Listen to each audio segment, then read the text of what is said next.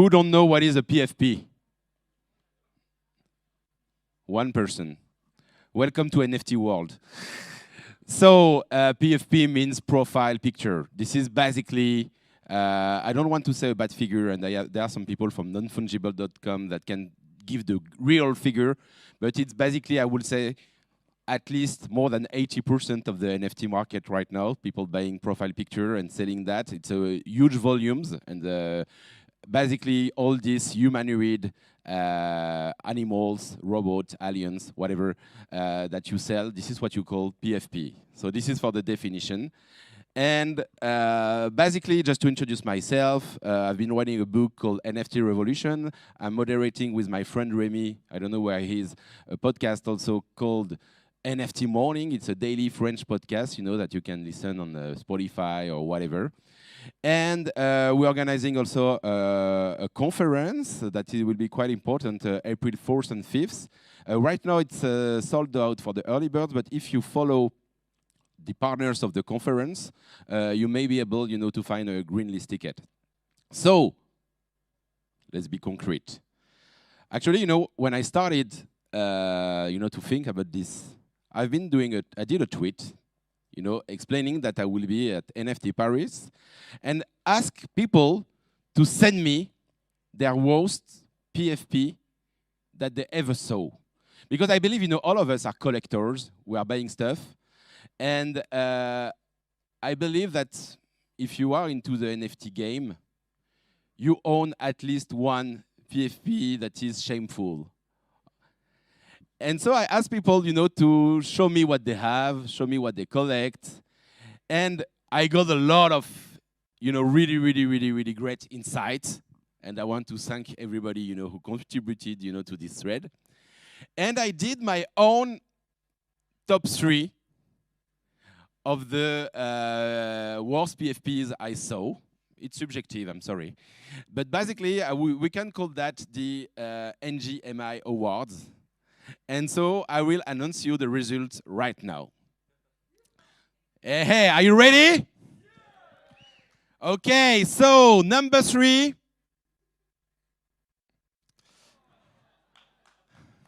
Lava chads.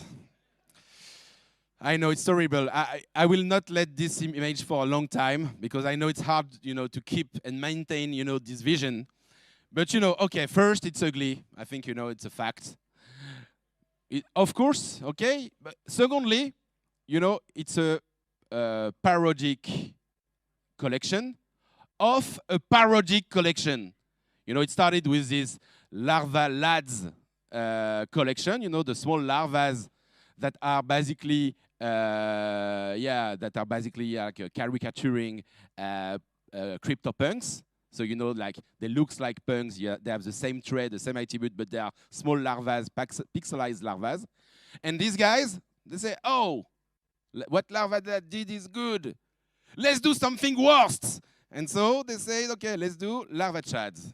And so, yeah, I think, you know, it's quite, you know, it's not hard, you know, to get them on the podium. For the number 2, I know some people will not agree, but it's a brand. And so the award for I would say, the silver medal come to PepsiCo. We can applaud them. They deserve that. There's nobody from Pepsi in the room? Okay, cool. No, actually, you know, it's not the ugliest one. It's fast. You can see that they've been doing this fast.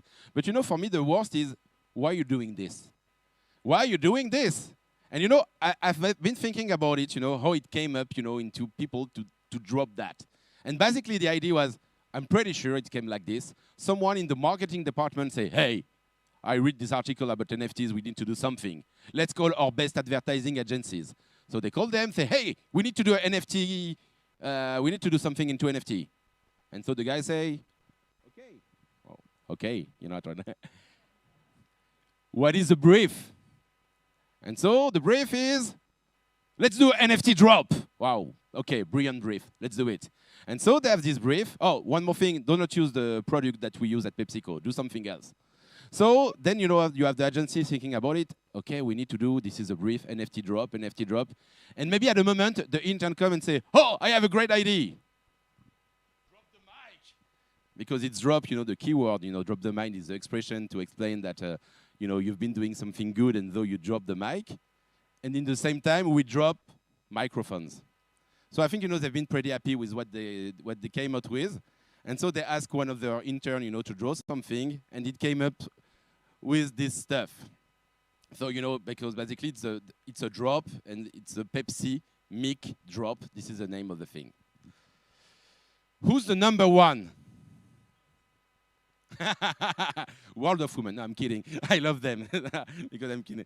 No, of course, they are beautiful projects, and it's not the idea of talking about them. The idea of talking really about the worst of them. And this one is a bit polemical also. But I think, they deserve it in a way.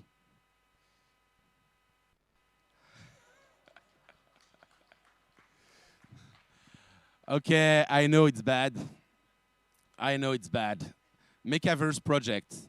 Makeaverse project, for people who don't know, basically they did, okay, just to make long story short, they've been one of the most hyped projects in 2021. The design is brilliant, really nice. You see, it's everybody was hyped by this collection. Everybody wanted to get one. They had so many people in their Discord, so many people following them on Twitter. It was burning, it was crazy. And then the floor was about 7-ish, 9-ish, something like this, Ethereums. And then we realized that they cheated with their community and that their developers used some alpha information to buy at the floor price some extremely rare pieces. This plus other small shit that they did make them basically they get wrecked basically to 1 Ethereum floor. And yeah, a lot of people have been disappointed by what they're doing. But I think they deserve this because this is the point about a bad NFT collection. You can have the most beautiful design and be one of the worst. Because this is not only about doing a good design. And actually, I wanted to jump quickly into something, where, because I talk with a lot of people, and a lot of people are calling me because I am in the NFTs and I do this podcast. And so I have a lot of messages. People say, hey, basically something like this. Let's make a lot of money in a few days.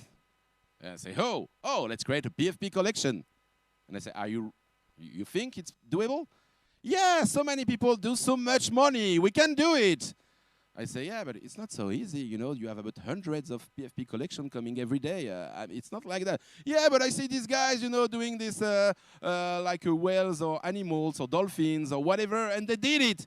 And at this moment, I, sit with them and I show them this. Basically, it's a small shame, I will go fast on that explains that if you think you will make money fast, at the end of the day, you will never gonna make it. And I will do the long story short, but basically, you start like this. You say, well, we will do a PFP collection, it's easy. Then, you think about the concept, and you say, yeah, okay, it's the first thing is, yeah, let's do some animals. No, it's not a concept, you need to dig a bit more. And if you don't have the concept, it won't work today. Then you need to find an excellent graphist. You cannot be average. You need to find something unique. If you do the same style like cartoons, or the same style like pixels, on the same style that we, you need to be different. It's a competition. There are so many people in the space. It cannot work like this, And so, in the case you have the good concept and the good design, you need to have a good marketing strategy. And marketing strategy, if you believe that you just dropping your NFT to some influencers would make it work, you are dreaming. I'm just talking to a lot of people who are asking me sometimes, they say they believe that it will work. No, it won't work. You need a strategy, but when you say strategy, you think about it. And you need also budget. Actually, the image is terrible, but it was the question about, do you have a budget? You know, it's like a real project. Nobody will, look for your project if you don't have, I don't want to say an estimation, but most of the project I see, even with a 100,000 euro or 200,000 euro budget, they don't sell out. It depends, of course. But it's a real thing. It's not just you will drop it and it will work. It's never like this. And let's say that you have all of this and you have the budget. You know what you will need also? It's also about coding. Doing a good smart contract and doing something that works and that will, people will not find, just not copying a random smart contract that you find on the internet and try to use it. It won't work, and you will have some leaks and some people will FUD you. You will have also to hide all the bots, if for some reason you do some marketing, bots that will, just invade your Discord and that will make you believe that you have 200,000 people in your Discord, but at the end of the day, you only have 1,000 real people. And you need to fight with them also. You need to dig them. You need to clean them. Because then you say, hey, we do the drop, and you realize at the moment of the sellout that nobody is buying. And so you need to understand that also. And, of course, then you need a roadmap. Do you have a roadmap? I know most of the people, they say yes. But then the question is, do you really have a roadmap? I mean, if you tell me that in 3 months from now you will do this comic animation, in 6 months you will do MMORPG, and in 9 months you will launch a metaverse, I will say, come on, are you kidding me? You are 3 people in the team. So please, be realistic. Please, don't play with people. Now we know what we are buying. We are digging. We are diaring. So, you cannot just drop 3 milestones on the slide. It does not work anymore. And at the end of the day, you know what? If you have all of the things, so you have the concept, the design, the strategy, the budget, the coding, the roadmap, and you're able to do it, you know what may happen? You could sell out. So that's a good point. You will sell out, maybe. I don't know. Nobody knows. But you may sell out. But you know what will happen when you sell out? Then 5,000 people or 10,000 people will be on your back for the next few weeks or few months or few years. Because then, they own you. They are your community and you are their project. So it will not work. We just take the money and run. You don't want to be a cash grabber. You don't want to be, someone who hides, and be total annoyed and being seen as just a scammer. You want to show that you are a respectable person. So you need to bring value to your people, to your community if they buy it. And so you will need to deliver a real project. You will need to deliver your roadmap. You will need to maintain your floor. You will need to think about it, to chat with them on a daily basis. So it's not just a PFP collection. So basically, are you ready to involve, for weeks, for months, or for years?